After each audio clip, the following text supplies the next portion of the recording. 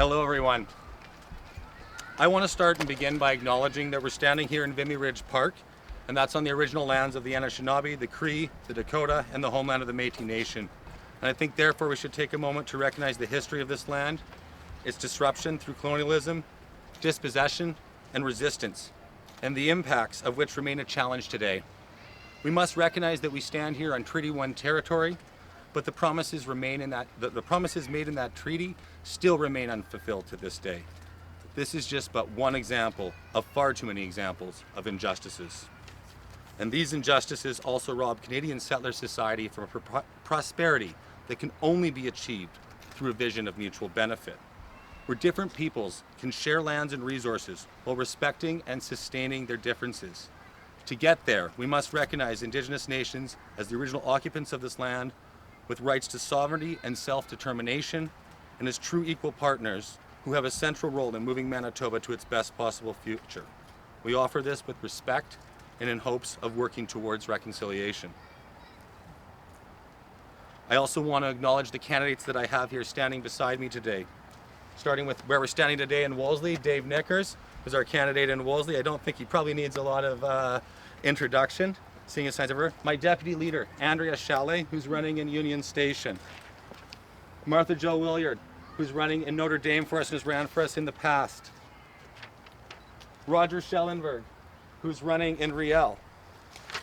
Nick Geddert, who's running in Elmwood. And I can't reach long enough, I'm not as tall as you, Brianne, but Brianne Lamoureux, who's running in Seine River. I want to thank the candidates for coming out here, thank my supporters for coming out here, and thank the media for being here. We are here today because if you go to the Green Party of Manitoba website, you will notice a new look. And unveiled in our new website is our updated platform for Manitobans to review. In our 2019 platform, we have highlighted the policies that our fellow Manitobans have told us are important: addressing the climate crisis, reducing poverty, and improving healthcare. Our platform represents a bold vision for a better Manitoba, while at the same time providing real solutions to the issues people care about. We are guided by the vision of a better future for all Manitobans. That future starts with this election. People have been realizing that their old patterns of voting results in politics as usual. Greens hold ourselves and other politicians to the highest standards of decency, transparency, and honesty, and voters are responding. Across Canada, Green Party candidates have been winning seats as evidence grows that Green representatives do politics differently. In other words, Green Party candidates have been earning people's trust.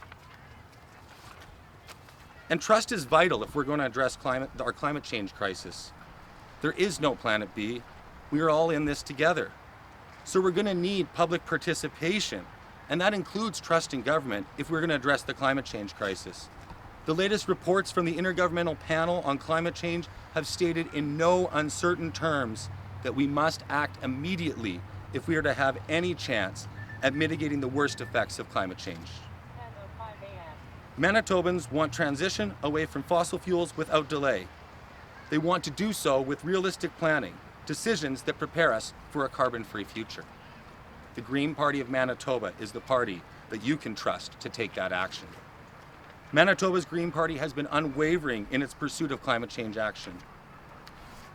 For 17 years, Greens watched with dismay as the previous NDP government failed to take any meaningful action to address climate change. And now they continue to repeat the same lines that were used in the past.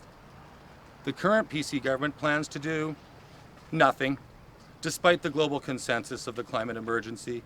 The fiction and jiggery of their current government's so-called carbon savings plan is essentially that they don't intend to reduce overall emissions at all.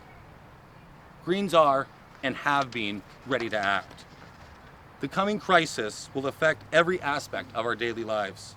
Our strategies, therefore, are integrated in every area of our platform. With these policies, we seek to promote a shift in consciousness and guide Manitobans towards practices that promote the flourishing of people as well as the planet. Greens are not, nor have we ever been, a one-issue party. Greens recognize the interconnectedness of all things to the biosphere. Human health and the human economy depend on our biosphere. Therefore, we strongly believe we must take immediate action to address the environmental challenges we are facing. But we also recognize that we must take steps to reduce poverty, improve our healthcare and education systems, and increase the availability of childcare for Manitobans. Greens have bold vision, and we won't wait to implement real solutions. We will introduce, not study, once again I say introduce, a basic income. Basically, we will turn the basic personal tax exemption into a basic income that will support the most vulnerable. This will support individuals and families living in poverty and drastically reduce the number of children living in poverty in Manitoba. We'll have numbers coming forward shortly, but approximately the population in the city of Brandon, adult and children alike, will be raised above the poverty line, approximately more than 50,000 people through our policy that we will be releasing shortly. It will also reduce poverty rates among those groups that are disproportionately affected, such as seniors and people living with disabilities. It will also provide students and entrepreneurs with a safety net that will encourage education, innovation, and entrepreneurship. Investing in people pays huge dividends in long-term cost savings for healthcare, justice, and social services. Ending poverty is good for individuals and good for all Manitobans. Studies of the data from the Mincome experiment conducted by Dr. Evelyn Forget of the University of Manitoba show that a guaranteed income increases high school graduation rates, decreases hospitalization rates, particularly for accidents and injuries and mental health diagnoses, and these studies show that a basic income therefore reduces healthcare costs. There are also clear linkages between poverty, addiction, and homelessness. That is why, in addition to a basic income, Greens would implement a housing first strategy and end homelessness by 2025. A housing first approach makes it easier to address the root causes underlying the addiction and or homelessness, because people are easier to treat when they are housed first. The reality is that some of Manitoba's citizens who find themselves without a home also find themselves using drugs such as meth as a means to cope, such as to stay awake, to protect themselves and or their property. In this way, we can see that reducing poverty and ending homelessness not only saves the healthcare, justice, and social services system money, but most importantly, it makes for safer communities. We are all in this together. We need bold vision and real solutions to the urgent crises we face together as a community. The economic impact of mental health problems and illnesses costs the Canadian economy at least $50 billion a year. In jurisdictions such as New Zealand and the United Kingdom, approximately 10 to 11% of health spending is devoted to mental health. But in Manitoba, we only devote 5% of our health budget on mental health. Greens will follow the recommendation of the Canada National Mental Health Strategy and ensure that we provide 10% of health funding to mental health supports and services. Greens would also allocate 2% of the total healthcare spending to support evidence-based preventative health programs. An ounce of prevention is worth a pound of cure. The Green Party of Manitoba believes that a healthcare system must do more than respond to illness. Healthcare must also promote wellness at every stage of life. In addition to preventative measures, our long-term healthcare vision is to provide a strong community-based network that focuses on well-being and preventative support. Primary physical and mental health care will be delivered at a local level within a collaborative model. Greens want to ensure that every child is able to receive a quality education, from early childhood to post-secondary. Greens would increase support for students with specific needs, and we'd put in place programs and strategies to support children and families living in poverty and to improve the educational experiences of Indigenous students in Manitoba. We would provide more support and autonomy to teachers and schools to deal with local needs. And Greens would support post-secondary students with a basic income that would put thousands more into the average student's pockets and more student loan assistance for students in need. We have put forward our bold vision of real solutions for the people of Manitoba to review. In the coming weeks, we'll be releasing additional details for specific policy proposals contained in the platform on our website. We encourage Manitobans to stay tuned to learn more. Our website is greenparty.mb.ca. Manitobans are looking for a party that they can trust to take action. The Green Party is that party. Across the country, Greens have been winning seats, which is a sign that we are also earning voters' trust. People that have been hesitant to go green in the past are now realizing it's time. We are gaining momentum, and we will make every effort to represent people's interests by building an equitable, prosperous, and greener society for everyone. Thank you, everyone, for out here today. I will be happy to answer some questions after I drink some cold, refreshing water.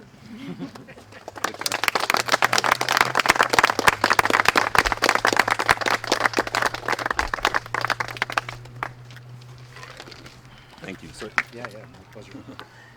All right, any questions? Yeah, the carbon price. The other parties have come out with some ideas on carbon price.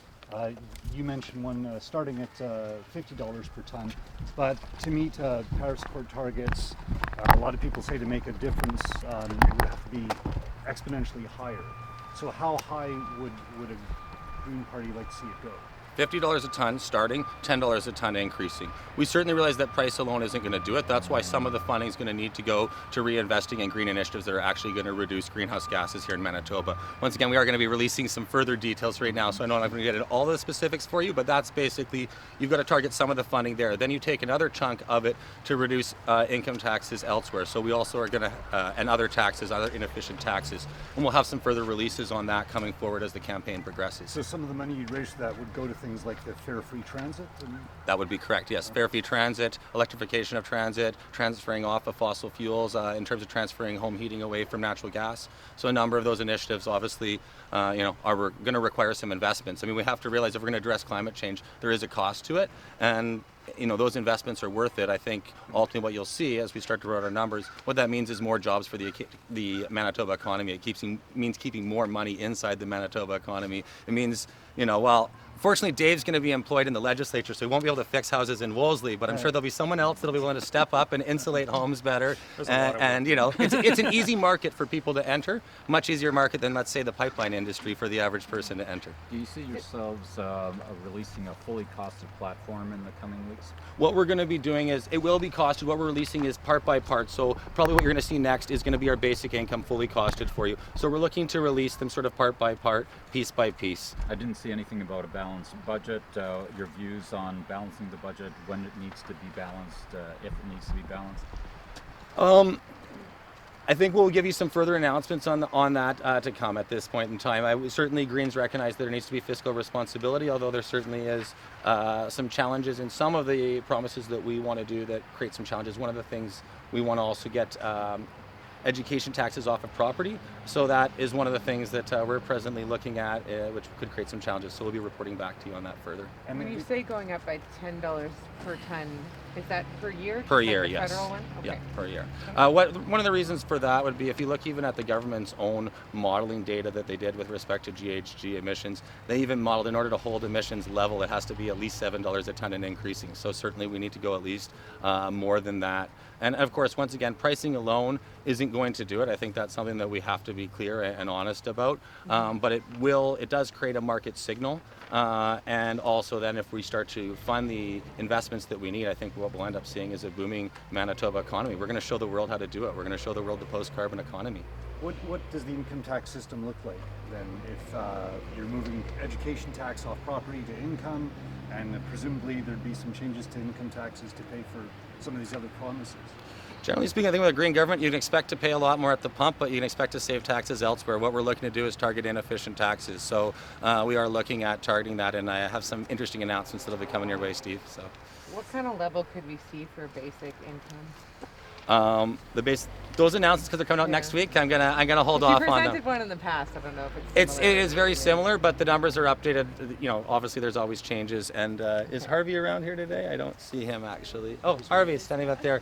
Real credit to Harvey Stevens here, who helps us do some of the modeling in the background for that. So we've been updating it, but that's going to be a further release. So give you guys a reason to stay tuned and come back for more. When you said Brandon, you were saying taking the equivalent of the population of Brandon out of poverty? Is that forgive me, I think about 35,000 adults and about 23,000 children. Okay. So that's why you'd be pretty close to the population of Brandon combined. How many candidates do you expect to run in this election?